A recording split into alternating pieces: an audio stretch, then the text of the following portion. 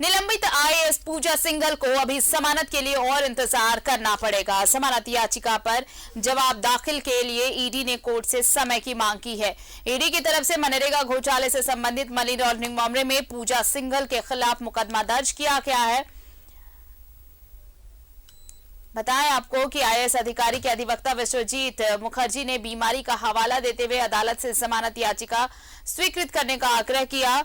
IAS अधिकारी ने ED के चार्जशीट दाखिल करने के पहले जमानत याचिका दाखिल की थी। 25 मई से वो केंद्रीय कारा होटवार में बंद है और ईडी की टीम ने इन्हें 11 मई को गिरफ्तार किया था।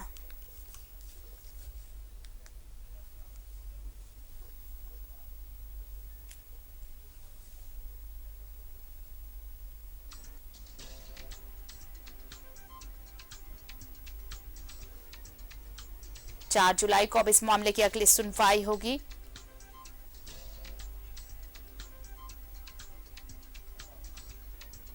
तो अभी इंतजार करना पड़ेगा पूजा सिंघल को जमानत के लिए। ईडी ने कोर्ट से समय मांगा है।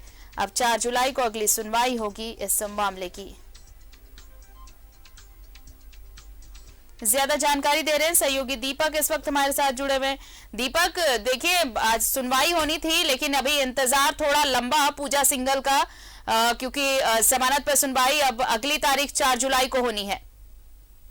आरती 27 जून को निलंबित आईएएस पूजा सिंघल ने अधिवक्ता के माध्यम से जमानत याचिका कोर्ट में दिया था और आज उस जमानत पर सुनवाई थी और कोर्ट में सुनवाई हुआ। सुनवाई के पश्चात ईडी ने समय मांगा है जवाब दाखिल करने के लिए। तो अब 4 जुलाई को इस मामले में जी 4 जुलाई को सुनवाई होगी। तो अब देखने वाली बात होगी कि 4 जुलाई को जब ईडी के द्वारा क्या कुछ जवाब दिया जाता है, जो पिटीशन बेल पिटीशन पूजा सिंघल के द्वारा दिया गया है। और अगर ग्राउंड की बात करें तो पूजा सिंघल के द्वारा जो पिटीशन कोर्ट में दिया गया है उसमें कई बिंदुवार ग्राउंड दिया गया है। खासतौर पर अगर बात करें तो स्वास्थ्य से संबंधित ग्राउंड दिया है। साथ ही साथ जो रकम की बरामद सीए सुमंत कुमार सिंह के ठिकानों से हुई है तो वो भी पैसा कहीं ना कहीं उनका नहीं है, ऐसा बात पूजा सिंघल के जो दिया गया बयान ग्राउंड पर दिया गया है। साथ ही साथ जो भी इन्वेस्टमेंट जो खास अस्पताल में हुआ है या उसका जमीन की खरीदारी में हुआ है तो तमाम चीजों पर कोई ठोस साक्ष्य के पास नहीं है। इस तरह का ग्राउंड दिया गया है। अब देखने वाली बात होगी कि जब 4 जुलाई को जब जवाब दाखिल करता है ईडी और उसमें सुनवाई होती है, उसके बाद क्या कुछ नतीजा सामने आता है, क्या पूजा सिंघल को राहत मिलती है या फिर उन्हें जेल में ही रहना पड़ेगा। चलिए, शुक्रिया दीपक तमाम जानकारी के लिए आपका।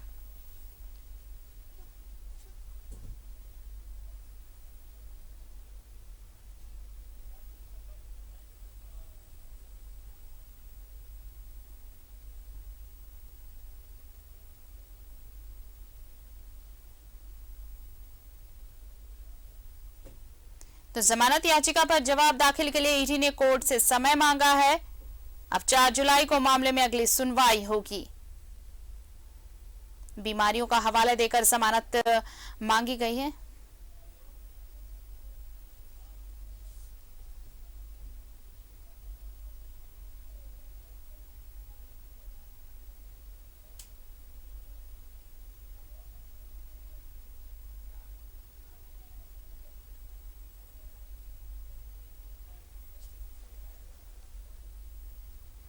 पच्चीस मई से जेल में बंद है निलंबित आईएएस पूजा सिंघल।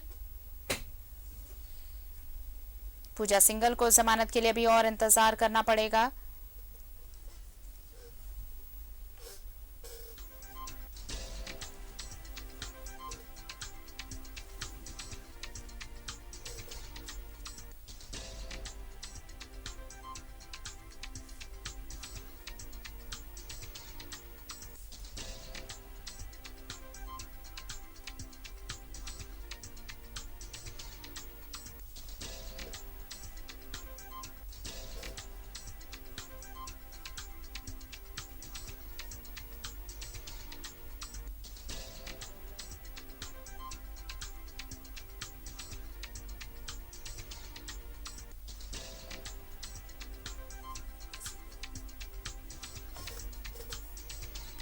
और हमारे साथ सहयोगी दीपक जुड़ रहे हैं, सीधे उनका रुख कर लेते हैं।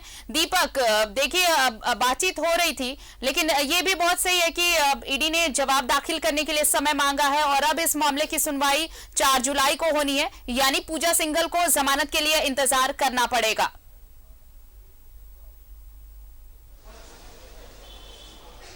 जी बिल्कुल आरती, निलंबित आईएएस पूजा सिंघल के द्वारा बीते 27 जून को ईडी के स्पेशल कोर्ट में जमानत याचिका दाखिल किया है और उसी जमानत याचिका पर आज सुनवाई हुई। सुनवाई के दौरान ईडी के द्वारा समय मांगा गया है जवाब दाखिल करने के लिए, तो 4 जुलाई तक ईडी जवाब दाखिल करेगा और 4 जुलाई को जब सुनवाई होगी मामले में, तब उसके बाद देखना होगा कि क्या पूजा सिंघल को राहत मिलती है या फिर उन्हें जेल में ही रहना पड़ेगा। फिलहाल 4 जुलाई तक तो पूजा सिंघल को जेल में ही रहना है। और अगर बात करें ग्राउंड की, तो पूजा सिंघल के द्वारा जो पिटीशन दिया गया है, बेल पिटीशन, उसमें कई बिंदुवार ग्राउंड दिया गया है। स्वास्थ्य का हवाला दिया गया है, उसके साथ साथ जो पल्स अस्पताल का जो निर्माण हुआ है उसमें जो इन्वेस्टमेंट की बात कही जा रही है, तो उसका कोई ठोस प्रमाण ईडी के पास नहीं है, ऐसा भी बातें कहा गया है उस पिटीशन में। साथ ही साथ जो पैसा की जो इकट्ठा हुआ है या सीए सुमन कुमार सिंह के ठिकानों से जो 19 करोड़ 31 लाख रुपए की जो बरामद हुई है, तो वो भी पैसा उनका है, इसका भी कोई ठोस प्रमाण ईडी के पास नहीं है। इस तरह के कई लंबा चौड़ा बिंदुवार ग्राउंड दिया गया है। और जिस तरह से ये मनरेगा घोटाला मामले में 11 मई को ईडी ने एफआईआर दर्ज किया था और उसके बाद से ही लगातार उनसे पूछताछ की गई। 14 दिनों तक पूछताछ हुई और 14 दिनों की पूछताछ में कई खुलासे हुए हैं, ऐसा बातें सामने आई है। लेकिन अब देखने वाली बात है कि जब जो चार्जशीट दाखिल किया जाएगा पूजा सिंघल के द्वारा, उसमें क्या क्या बातें, क्या क्या बिंदुवार चीज़ें वहाँ पर दिखाया जाएगा, तो वो देखने वाली बात होगी। लेकिन ये संभावना जताई जा रही है कि नेक्स्ट मंथ के फर्स्ट वीक में चार्जशीट दाखिल ईडी कर सकता है, क्योंकि 4 जुलाई को बेल पिटीशन पर सुनवाई होगी। साथ ही साथ 5 जुलाई को वीसी के माध्यम से पूजा सिंघल को पेश भी किया जाएगा कोर्ट में। तो जो समय की बात कर रहे हैं, तो बीते 9 मई को जब उनका अरेस्टिंग हुआ है, तो उसका अरेस्टिंग के 60 दिन के अंदर चार्जशीट दाखिल करना होता है। किसी भी एक्यूज्ड का मामला जब न्यायालय में आता है तो वो तिथि 9 जुलाई को पूरा हो जाएगा, पूरा 60 दिन का अवधि। तो इस अवधि के दौरान वो चार्जशीट दाखिल करेगा, तो संभवतः नेक्स्ट मंथ के फर्स्ट वीक में चार्जशीट दाखिल ईडी कर सकता है। और पूजा सिंघल का मामला जो है, ये खुटी मनरेगा घोटाला से संबंधित मामले में एफआईआर दर्ज किया गया ईडी के द्वारा, उसके तहत कार्रवाई की गई, पूछताछ हुआ। उसके बाद कई खुलासे हुए। शुरुआती दौर मनरेगा घोटाला खुटी से हुआ, उसके बाद खनन, अवैध खनन जा पहुंचा, फिर पल्स अस्पताल तक जा पहुंचा। और जो छापेमारी की गई थी 6 और 7 मई को ईडी के द्वारा लगातार जो 2 दिनों तक छापेमारी की गई, पूजा सिंघल, उनके पति अभिषेक झा और सीए सुमन कुमार सिंह के जो अलग अलग ठिकानों पर छापेमारी की गई थी, उसमें कई दस्तावेज भी ईडी को हाथ लगे हैं, कई इलेक्ट्रॉनिक डिवाइस हाथ लगे हैं। साथ ही साथ सीए सुमन कुमार सिंह के ठिकानों से 19 करोड़ 31 लाख की एक भारी भरकम मोटी रकम बरामद किया गया था। तो इन तमाम चीज़ों को लेकर ईडी कार्रवाई कर रही है। बीते 6 मई से जो कार्रवाई शुरू हुई है, वो अब तक भी जारी है। और पूजा सिंघल और सीए सुमन कुमार के जो पूछताछ हुई थी, उसी के आधार पर कई अनेक लोगों से भी पूछताछ की जा रही है। बात करें तो कई डीएमओ से भी पूछताछ की गई है, और जो सरकार के शीर्ष जगहों पर जो काबिज है, वैसे लोगों से भी पूछताछ की जा रही है। और इन सब के बीच देखिए, अब जब जमानत के लिए उन्होंने अर्जी दी है, तो अब जवाब दाखिल करने के लिए ईडी ने समय मांगा है। तो अब अगली सुनवाई देखिए 4 तारीख को होने वाली है, तो क्या कुछ उस दिन होता है, इसका इंतजार रहेगा। शुक्रिया दीपक, तमाम बातचीत के लिए, आपका तमाम जानकारी के लिए।